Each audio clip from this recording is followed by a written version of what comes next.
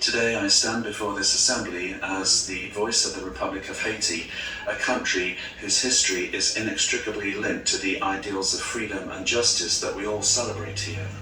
But Haiti, the first independent black nation of the world, today is the greatest victim of a historical injustice which has not only delayed our development but has also saddled our people with a burden, the repercussions of which we still feel today. In 1825, just 21 years after having won its freedom at the cost of a heroic fight, Haiti was forced to pay a colossal debt to France, the colonizing country, in exchange for recognizing its independence. This ransom, imposed under threat, siphoned off resources of the young nation, plunging it into an infernal cycle of impoverishment, which it still struggles to overcome.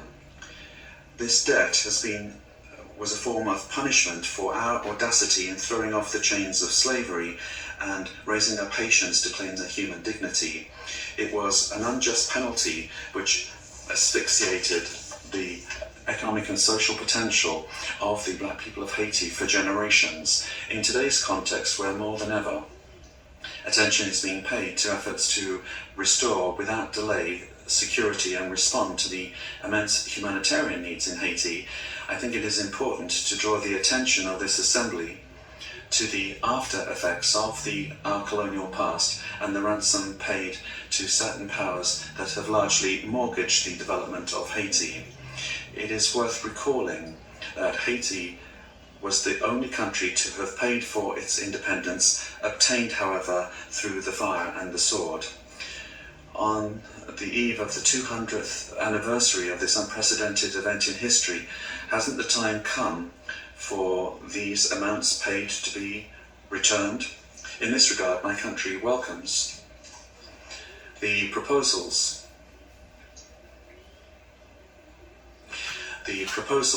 made by a number of governments and also some agencies of the United Nations for specific action with regard to recognition, reparation and restitution for the wrongs of the past.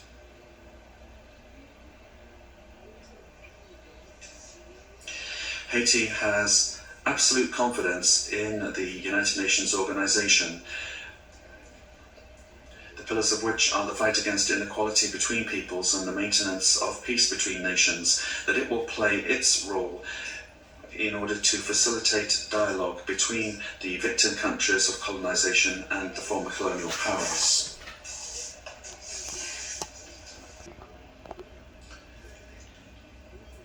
Haiti is not only here to request reparations, but to ask a question of principle, that of imminent justice. My approach is resolutely committed, structured and well documented. The National Committee for Restitution and Reparation, in cooperation with CARICOM's Restorations Commission, has already undertaken exhaustive work on this subject. We demand recognition of the moral and historic debt and the implementation of just and appropriate reparations which will make it possible for our people to free themselves from the invisible chains of this unjust past. Excellencies, ladies and gentlemen,